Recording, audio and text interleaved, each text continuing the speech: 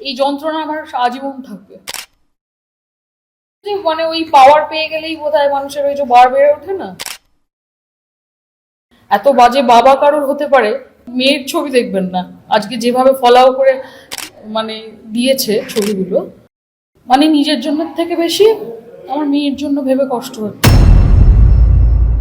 আমাদের 2000 সালের 11ই ডিসেম্বর বিয়ে হয়েছে, আর এই 25 সালে 25 বছর পূর্ণও হয়ে গেছে, আর আমার 19 বছরের একটা মেয়ে আছে। এটা সবচেয়ে বড় কথা, ডিভোর্স হয়নি, ফাইলও হয়নি আমাদের। তবে এই যে এখন যেটা দেখছি এটা নিয়ে আমি শুনতাম, কিন্তু যখনই আমি ওকে জিজ্ঞেস করেছি বা আমার মেয়ে জিজ্ঞেস করেছে তখন বলেছে যে না এটা ফেক, মেয়েটা আমাদের ব্ল্যাকমেলিং করছে, আমাকে ব্ল্যাকমেলিং করে, আমাকে এই দাও ওই দাও করে এরকম করে। বাট এখন এই ছবিগুলো দেখে তো আর মনে হচ্ছে না যে ব্ল্যাকমেলিং। এটা ছাড়াও আমরা এই 2-3 বছর ধরে অকথ্য মানসিক যন্ত্রণার মধ্যে দিয়ে আছি আমি আর আমার মেয়ে। একটা হঠাৎ করে 17 বছর পরে যদি আমার মেয়ে দেখে তার বাবাকে এরম ভাবে কারোর সঙ্গে, সেটা কত যন্ত্রণা তোমরা তো অনেকেই মেয়ে আছো, বুঝতে পারো। আমি আজকে আমার বুটিক থেকে আলোরা থেকে ফিরে এসে দেখলাম আমার মেয়ের চোখগুলো পুরো ফুলে আছে। আমার মানে নিজের জন্য থেকে বেশি আমার মেয়ের জন্য ভেবে কষ্ট হচ্ছে যে আমি হয়তো ওকে ডিভোর্স দিয়ে দিলাম, সবকিছু ছাড়াছাড়ি হয়ে গেল, আমার মেয়ের থেকে তো ওর নামটা যাবে না আর কি। এই যন্ত্রণা আমার আজীবন থাকবে। মানে এত বাজে বাবা কারোর হতে পারে, কেউ যে এরকম করে মানে ওই প্রোফাইলে, হিরনের প্রোফাইলে কোনোদিন আপনি মেয়ের ছবি দেখবেন না আজকে যেভাবে ফলাও করে মানে দিয়েছে ছবিগুলো। এটা থেকেই বোঝা যায় না যে সে কিরকম ধরনের মানুষ, যে নিজের সন্তানকেই ভালোবাসে না সে। আর কি বলবো, আর বলার নেই আমার কি। হ্যাঁ মানে হ্যাঁ, এটা নিয়ে আমি যখন কখনো বলেছি তখন বলেছে যে তুমি কি করবে, আর আমি বলেছি যে আমি বড় স্টেপ নিতে পারি, তুমি এরকম করছো।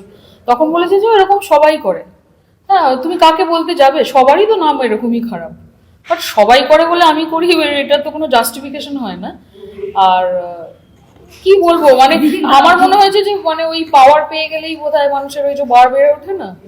ওই এমএলএ ভোটের সময়ও, মানে আগের বারে 2021-এ খড়গপুরে আমি 1 মাস থেকে পাশে থেকে ওর সাথে যাই হেল্প করেছি, মানে সব কিছুতে, মানে ওকে মেন্টাল সাপোর্ট দেওয়া থেকে আমি মেয়েকে একা রেখে গেছি।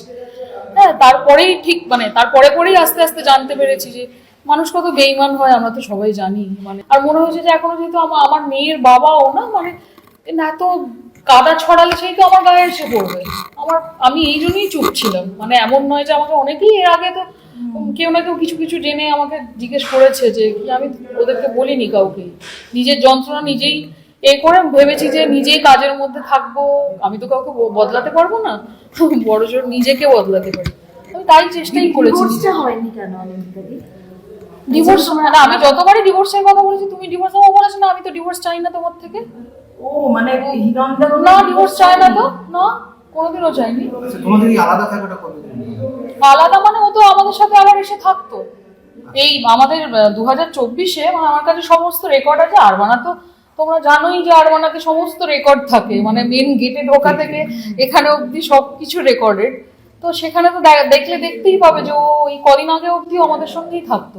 আমার মেয়ের সাথে তো প্রায় কথা হয়, মানে ওকে অনেকবার ফোন করে, ও লজ্জায় অভিমানে কথাই বলতে চায় না, তাও কখনো কখনো কথা বলে। দেখা করতে চায়, 10 বার দেখা করতে চাইলে হয়তো একবার দেখা করে। ওরও মন থেকে, ওর তো মনে একটা দাগ লেগে গেছে না, যে এরকম বাবাকে যে দেখেছিল, হঠাৎ করে বাবার এরকম রূপ দেখেছে। আর সবচেয়ে দুঃখের আর লজ্জার আমার জন্য যে ওই মেয়েটা আমার মেয়ের বয়সী, মানে আমার মেয়ের থেকে 2 বছরের বড় মাত্র। এটা সবচেয়ে আমার কাছে লজ্জার। মানে এরপরে আমি আর ভেবেছি যে এই লোকটার সাথে দূরে থাকাই আমার মেয়ের দুজনেরই ভালো। আমি যেহেতু ওর সাথে কথা বলি না, বেশি কথা বলি না, খুব দরকারি ছাড়া কিছু কথা বলি না, আমার মেয়ের সাথে কথা হয়েছে। মানে আমি 25 বছর পরেও বলবো যে আমি লোকটাকে চিনতেই পারিনি, একেবারেই চিনতে। তোমাদের তো প্রেম করে বিয়ে? হ্যাঁ, প্রেম করে আবার দেখাশোনা করে, যেহেতু আমরা দুজনেই ব্রাহ্মণ ছিলাম, সেই সব মিলে টিলে যেত। আর আমার 18 বছর বয়সে বিয়ে হয়েছে, ওর তখন 24। আমার যে 6 বছরের বড়। মানে আমি যদি ধরো কারোর সাথে ধরো কোনো মানে কোনো লিঙ্ক এসছে, আমি সেটা না খুলে ফেলি, যেমন আমার ওই পাসওয়ার্ডটা কেউ জানতে পারবে না, তো সেরকম ওরকম মেয়েরা তো ওরকম করে হঠাৎ করে গিয়ে কি কোলে বসে পড়ে না যে এসো আমি তোমায় এই করতে চাইছি, এরকম করে হয় না, আমার মনে হয় না। সেটা তো আমি মানসিক যন্ত্রণার কোনো ভাষা হয় না, না মানে তোমাকে এখন মারলে পিটলে মনে হয় যে লোকেরা বলে যে খুব লোকটা বাজে, কিন্তু আমাদের যে কি যন্ত্রণা দিয়েছে তার সেটা তো আমি কাউকে বলিনি কোনোদিনও।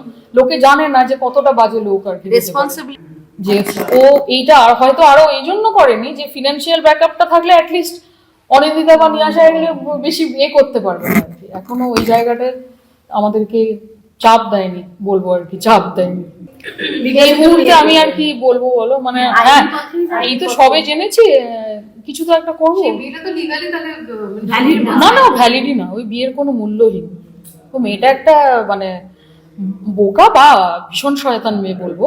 কারণ 17 বছর 18 বছর বয়স থেকে কোনো মেয়ে যদি কোনো একটা 50 বছর লোকের কাছে চলে যায় নিজে থেকে, সে কি লেভেলের মেয়ে হতে পারে সে তোমরাও জানো আমিও জানি। তো সেটা নিয়ে আর কিছু বলার নেই। তো এবার হিরণদাও তো ছোট না, বাচ্চা না, এইটুকুই বলবো।